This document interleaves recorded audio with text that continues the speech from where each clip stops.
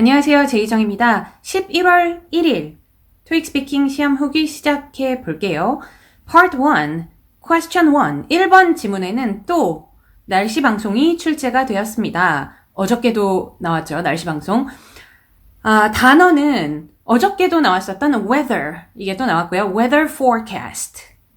그 이외에도 humid, uncomfortable, storms, temperatures 이런 단어들이 출제가 되었는데 날씨 방송이 시험에 나오면 반복적으로 출제되는 어휘들이에요. 얘네들이. 그러니까 발음 연습을 해가시는 게 좋겠습니다. temperatures, storms. 2번 지문은 기내 방송이었는데요. 출제된 단어 몇 개 알려드릴게요. passengers라는 단어가 2번 보였습니다. passengers. 그리고 captain, flight. 그 이외에도 departure, appreciate, take off, 그리고 seatbelt. 요 단어 보실게요. fastened 라는 단어가 나왔는데 벨트가 채워진, 채우다, fasten 하면 벨트를 채우다라는, 매다라는 의미인데 여기에서 T가 소리가 안 나요. 그러니까 fastened 라고 잘못 발음하신 분들이 있었습니다. 그래서 T 소리 빼시고 fastened 이렇게 읽어주시는 거고요. 소지품이라는 의미를 가진 belongings라는 단어가 출제가 되었네요. Part 2, Question 3. 사진 묘사하기에서는 그 식당의 kitchen이 출제가 되었습니다. 2명의 남자가 보였는데 둘 다 요리사 유니폼을 입고 있고 둘 다 앞치마를 착용 중이었어요. 그러니까 2명의 남자, 2 men are wearing 요리사 유니폼을 입고 있다 그랬죠? 그러니까 chef uniforms 그리고 앞치마 and aprons. 2명의 남자가 chef uniforms와 aprons를 입고 있습니다. 이런 표현 하실 수 있었겠고 왼쪽에 있는 남자는 뭐를 그 안에 들은 게 뭔지는 알 수가 없고요. 뭐를 이렇게 젓고 있었어요. 젓다 할 때에는 stir라는 동사를 사용하시면 되겠죠. 그래서 왼쪽에 있는 남자는 The man in the left of the picture is stirring. 뭐 젓는지는 몰라요. stirring something. 이 정도로 해주시면 되고 만약에 냄비 안에 라고 이어주실 거면 in a pot 하시면 되고 기다란 스푼으로 하실 거면 with a long spoon 하시면 되겠습니다. 전치사 신경을 써주셔야 돼요. in a pot with a long spoon. 혹은 냄비나 스푼 그 부분은 빼고 조금 더 간단하게 그냥 stirring something 이 정도만 하셔도 좋고요. 오른쪽에 있는 남자는 걸어가면서 손에 위생장갑을 끼고 있었어요. 2가지 행동을 한 번에 하는 거죠. 그래서 오른쪽에 있는 남자는 The man in the right of the picture is putting on 위생장갑.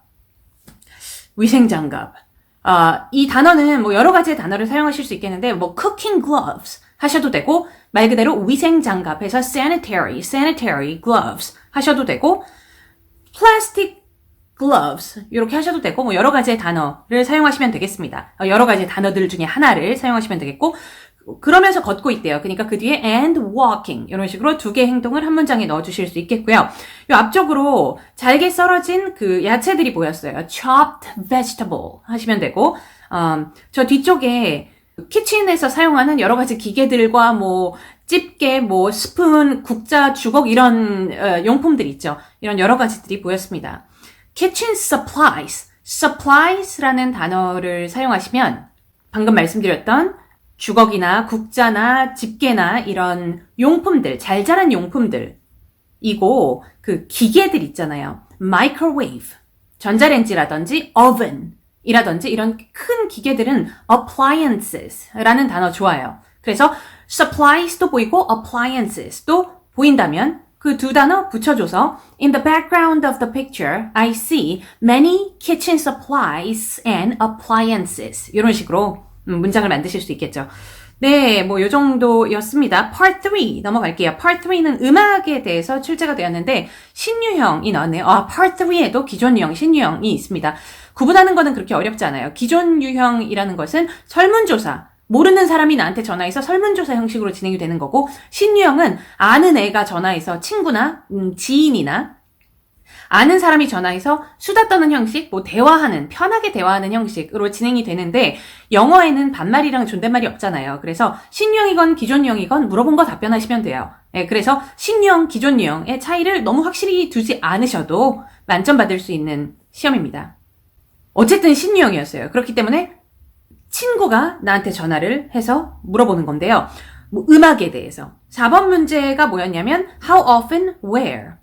그럼 나머지 내용은 뭔지 몰라도 그림이 그려지시죠. 무슨 질문이 나왔는지 추측이 가능하다는 겁니다. How often 나왔으면 얼마나 자주. 음악 주제는 아까 나왔잖아요. 그러니까 얼마나 자주 듣냐.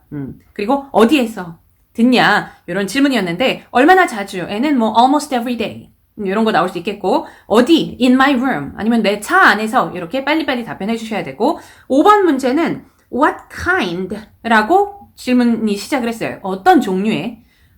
요게 답변하기가 좀 어려울 수 있죠. 네. 어떤 종류의 음악, 이거를 물어봤을 때는 빨리 음악 종류 중에 하나, 장르 중에 하나를 빨리 얘기를 해주셔야 되는데, 생각이 안 나면 큰일 나는 거죠.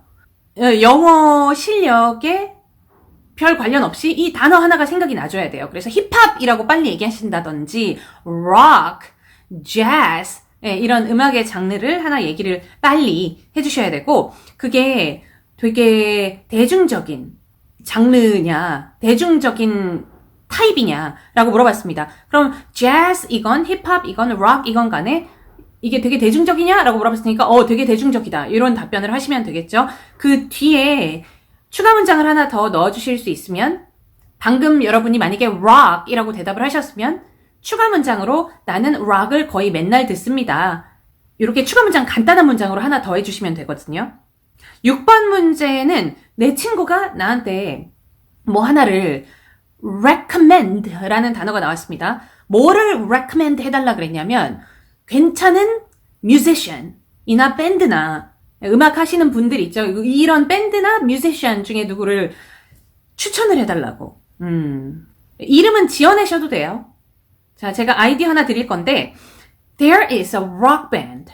rock band가 하나 있는데요. named 밑줄이라고 불리우는, 그러니까 밑줄이라고 이름 지어진 이런 이름을 가진 rock band가 있대요. 밑줄은 아무거나 편한 이름으로 하나 빨리 넣어주시면 되겠습니다. 이런 이름을 가진 rock band가 하나 있는데, 그 뒤에부터 이제 왜 얘네가 좋은지 설명을 해주셔야 되거든요. 설명을 한 두어 문장 하시면 되겠죠. 예를 들어서, their music is exciting and addictive. 간단한 문장 구조예요. 주어는 형용사다. 그죠? 그래서 걔네 음악은 되게 exciting하고 addictive, 중독성 있다. 이 정도의 문장, 형용사는 바꾸셔도 됩니다. 형용사 제가 색깔로 표시해놨으니까 다른 형용사들도 생각을 해보시고, 그 다음에 그 메인 보컬 있죠? 목소리가 특이해. 이런 것도 좋고요. The lead singer has a unique voice. 하면 독특한 목소리를 lead singer가 가지고 있습니다. 이거 이외에도 아이디어 여러 개 더 생각을 해보세요. Part 3는 너무너무 어렵지 결코 않았습니다. 한 중간 정도 난이도라고 볼 수 있고, Part 4 한번 보실게요. 오늘 Part 4 너무나 매번 나오는, 그리고 스탠다드를 벗어나지 않는 뭔가 튀는 문제가 하나도 없었던 그런 Part 4였네요. 7번 문제에서 첫 번째 스케줄 질문이 2개가 나왔는데 둘 다 첫 번째 스케줄 관련이었어요. 예를 들어서 몇 시에 시작하냐, 누가 발표하냐, 뭐 이런 식으로. 그러니까 첫 번째 줄, 시간 1 보이시죠? 이 첫 번째 스케줄만 쭉 읽어주시면 그 2개의 질문에 다 답변이 되는 7번 문제였고요. 8번 문제는 점심 비용 추가로 내야 되냐? 이런 질문이었는데 딱 제가 표시해놨습니다. 무료 점심이라고 시험에 나왔었고, 점심 추가 비용 없습니다. 무료 점심입니다. 이렇게 읽어주시면 됩니다. 실제 시험에는 무료 점심 뷔페라고 나와 있었어요. 그러면 그거 읽어주시면 되죠. 우리는 무료 점심 뷔페를 제공합니다. 9번 문제, 30초 답변을 요구하는 9번 문제에서는 여러분들 준비 시간 동안 9번 문제 뭐 나올지, 7번 문제 뭐 나올지 이런 생각을 해보셔야 된다고 제가 매번 말씀을 드리잖아요. 9번 문제에 뭐가 나올지 생각을 좀 해보면, 오늘 시험 9번 문제는 사람 3, 2줄 보이시죠? 이게 나왔어요. 너무 나올 만한 게 나온 거죠. 준비 시간 동안에 깊게 생각을 해보셔야 돼요. 정확하면 정확할수록 좋은 거 아닙니까? 그죠? 그래서 이 표를 보시면서 lecture라는 단어가 첫 번째 줄, 세 번째 줄, 다섯 번째 줄 이렇게 세 개가 보입니다. 그럼 준비 시간 동안에 lecture. lecture가 세 개네? 요새 유행이 뭐라 그랬어요? 두 줄 읽어줘가 유행이라고 한 10번 이상 말씀드렸잖아요. 그죠? 그러니까 세 개니까 안 나오겠네. 9번 문제로. 이런 생각을 하시는 게 얼마나 유익한 생각입니까? 그죠? workshop이라는 단어가 한 개 보이는데 한 줄 읽어줘는 30초짜리로 나올 수가 없잖아요. 그죠? 그 lecture도 안 나오고 workshop도 안 나오겠네? 사람 이름 3이 두 줄이 겹쳐요. 요게 나오겠네. 이런 생각을 하셔야 돼요. 준비 시간 동안에. 요 정보에는 9번 문제로 나올 수 있는 게 또 한 개가 있습니다. 한번 알아맞혀 보세요. 9번 문제로 뭐가 또 나올 수 있는지. 이거 알아맞추셨으면 제가 지금까지 후기 영상 찍은 거 잘 챙겨보시면서 토익 스피킹을 제대로 공부하신 거예요. 자, 이 시험에서 9번 문제로 또 하나 나올 수 있는 건 뭐냐면 점심 후 스케줄 두 줄 읽어줘. 이게 또 9번 문제로 충분히 나올 수 있는 문제입니다. 점심 전은 세 줄이에요. 그러니까 안 나오죠. 그리고 점심 후는 두 줄인데 이게 나올 수 있는 확률이 아주 높은 이유는 뭐냐면 7번 문제에서 점심 후를 안 건드렸죠. 8번 문제에서도 점심 후는 안 건드렸죠. 9번 문제에서 점심 후가 그러니까 나올 수 있는 거죠. 7번 문제랑 8번 문제에서 막 건드려 놓으면 9번 문제로는 나올 확률이 확 줄어들어요. 이해가 되시나요? 네, 그래서 오늘 시험에서는 사람 3이 진행하는 모든 세션 다 얘기해줘가 나왔지만 점심 후도 요만큼 나올 확률이 높은 질문이다. 이런 거를 알아두시면 좋습니다. 자, Part 5로 갈게요. Part 5는 신유형이 나왔는데 스포츠 용품을 판매하는 가게인데 그 가게에서 테니스 용품이 지금까지도 너무 잘 팔려왔대요. 네, 그래가지고 요번 기회에 테니스 용품만 가지고 새로운 브랜드를 우리 가게에서 좀 만들어 볼 거다. 어떻게 사람들이 이 새로운 브랜드에 대해서 관심을 갖고 많이 사고 그렇게 할 수 있을까라는 질문이었습니다. 어떻게 보면 뭐 자주 나오는 유형이죠. 제가 예전에 말씀드린 적이 있었던 홍보용 이벤트 이런 거 하나 해주셔도 되고 제가 예시로 하나 말씀드리자면 hold a sales promotion 할인 이벤트 좋죠. 할인 홍보 할인을 해가지고 사람들한테 물건을 판매해서 추가 설명을 조금 더 넣어주시면 이 사람들이 이 새로운 브랜드 제품을 한번 경험을 해보면 이 퀄리티를 한번 경험해보면 너무 좋아가지고 우리한테 다시 돌아올 것이다. 이런 추가 설명을 넣어주실 수도 있고 괄호 안에 제가 그 추가 설명 문장도 넣어놨습니다. 참고하시고요. 이게 해결책을 주기에는 그렇게 해결책 만들기가 어려운 시험은 아니었어요. 그러나 Part 5가 듣기가 약간 헷갈릴 수 있었습니다. 이 가게가 새로운 브랜드로 변신을 한다는 건가?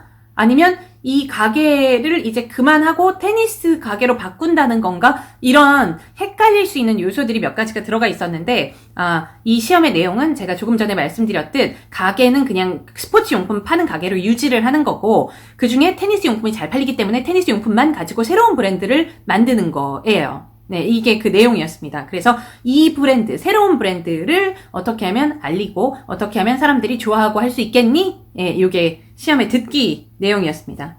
듣기가 좀 헷갈릴 수 있어요.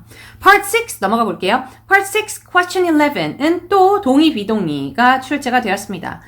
질문의 내용은 사람들이 어떤 거를 달성하고 싶을 때 목표 설정을 하잖아요. 이 설정한 목표가 좀 쉬운 목표일 때 더 많은 것들을 성취할 수 있다라는 말에 동의하니 비동의하니 목표가 쉬워야지 더 많은 것들을 성취를 할까요? 네, 그럴 수 있는 사람도 있고 목표를 너무 어렵게 너무 높은 목표 아주 높은 목표로 설정을 해야 그나마 가까이 가기 때문에 더 많은 것을 성취하는 사람도 있고 뭐 사람마다 다르겠지만 이 시험은요 질문의 내용을 이해하는 것도 그렇게 어렵지 않았고 그러나 어휘에서 많은 분들이 막혔던 그런 내용의 시험이에요. 우선 이 시험을 좀 아름다운 답변을 하기 위해서 유용한 어휘를 좀 몇 개를 알려드리도록 하겠습니다. 우선 목표를 달성하다 이런 말 할 수 있겠죠. 목표를 달성하다는 영어로 to achieve one's goal. to achieve one's goal 그런 표현 쓰시면 되고 성취감 이 단어는 저도 썼는데 성취감이라는 단어는요. a sense of accomplishment. a sense of accomplishment. 이게 성취감이라는 단어 알아두시면 좋은 단어입니다. 표현이죠. 자기 만족감, self-satisfaction.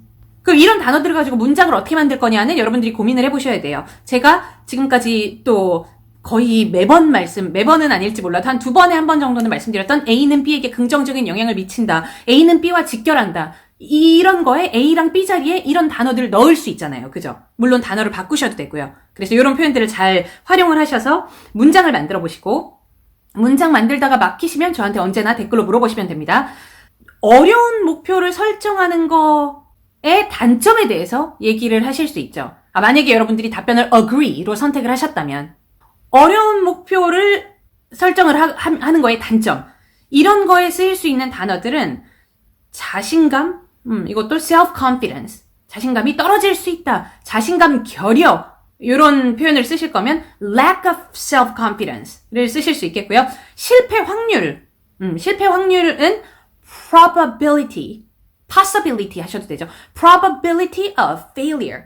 이런 단어들과 적합한 표현들이 정말 점수에 큰 도움이 될 수 있었던 그런 시험으로 보이네요. 네, 그래서 이번 시험, 오늘 시험은요. 그 Part 5가 듣기가 약간 헷갈릴 수 있었다라는 점과 Part 6의 어휘가 너무나 약하면 문장을 만들기가 다른 시험들보다 조금은 어려운 축에 들어가는 시험이라 볼 수 있다라는 점을 감안하여 난이도 7 가도록 하겠습니다. 자, 여러분들 질문은 댓글에 남기시고 오늘 후기는 여기서 마무리하도록 할게요. 바이바이.